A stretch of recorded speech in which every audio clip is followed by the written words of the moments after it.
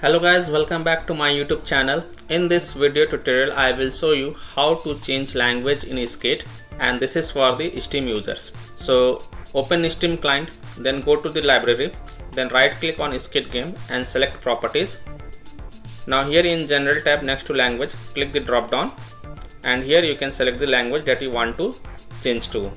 For example, German, French, Italian, Korean, Spanish, Chinese, Russian, Japanese, Polish, Danish, Dutch, Norwegian, Swedish, Czech, Turkish, Arabic, Latin America, Spanish, and Brazil Portuguese language. So these are the available language that you can change to. For example, select the German and that's it. If you want to change back to English, then again go to properties, select English language and that's it. So by this way you can change language in Skate game. So that's all for this video.